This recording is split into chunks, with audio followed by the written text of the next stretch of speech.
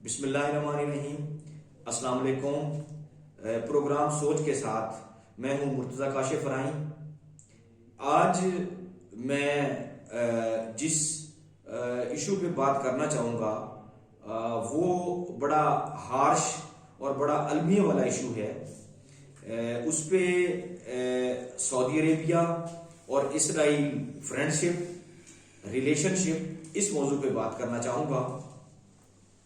بنیادی طور پہ جیسا کہ سب کو پتہ ہے کہ ہم مسلمان ہیں، اور ہمارا مسلمانوں کا جو بنیادی تھیم ہے وہ یہ ہے کہ اللہ کی وحدانیت اور نبی پاک صلی اللہ علیہ وآلہ وسلم کی سیرت طیبہ پر عمل کرنا۔ تو اس وقت جو پوزیشن بنی ہوئی ہے، جو ہمارے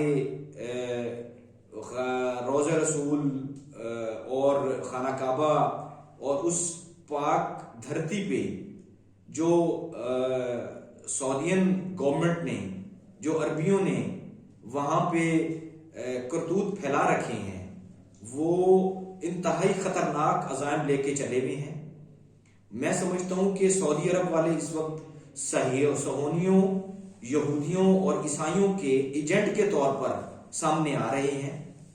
اس بارے میں تمام امت مسلمہ کو ایک نظریے پہ، ایک سوچ پہ اکٹھا ہونا پڑے گا، ورنہ خدا نہ خواستہ جس رفتار سے سعودین گورنمنٹ یہ اپنی نیگیٹو کارکردگی اور منفی پروپیگنڈے کا اعلی کار بننے جا رہی ہے، یہ اسلام کی آئیڈیالوجی اور مسلم سوسائٹی کے ایمان کو بہت بڑا خطرہ لاحق ہو سکتا ہے۔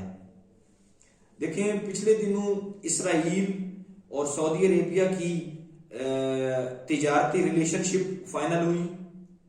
پھر انہوں نے اسرائیل کے ساتھ مل کے اپنے ملک میں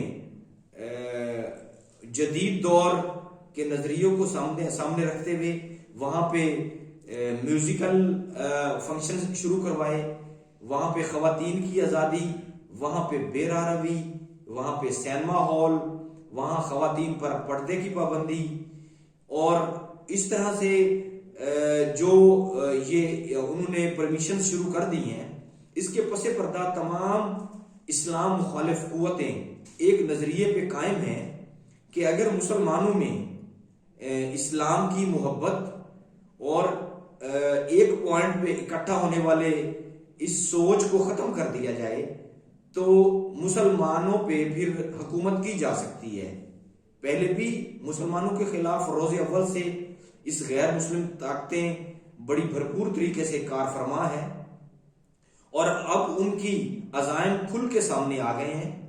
انہوں نے اسلام کے قلعے کو ٹارگٹ کیا اور اس پہ انہوں نے کامیابی حاصل کی۔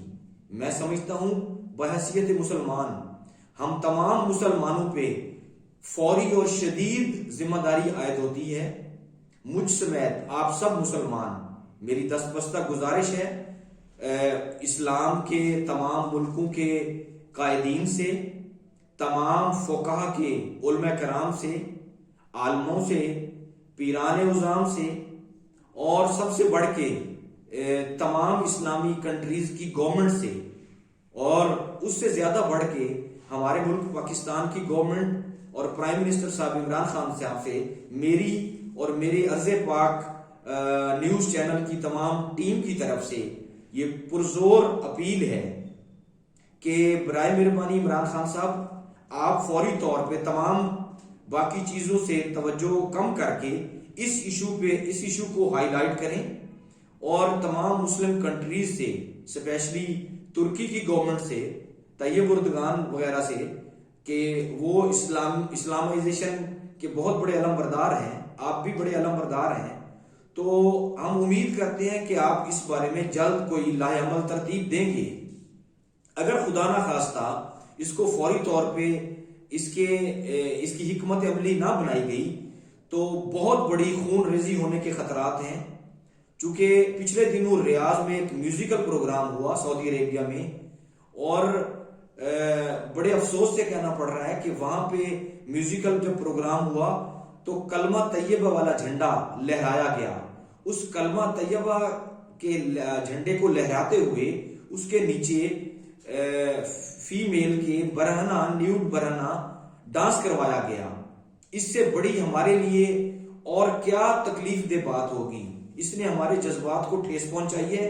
ہم پرزور مذمت کرتے ہیں اور حکام بالا سے اور اپنے قائدین سے یہ مطالبہ کرتے ہیں کہ فی الفور اس کا کوئی منظم حل نکالا جائے، ورنہ پھر انتظار میں رہیے گا کہ جو جیالے ہیں، جو اسلام اور بحیثیت مسلمان کلمہ گو ہیں، وہ کسی فقہ سے تعلق رکھتے ہوں، شیعہ، سنی، دیوبندی، اہل حدیث یا باقی قادری، چشتی، سہروردی وغیرہ، ساروں کے ہی دل دکھے ہیں.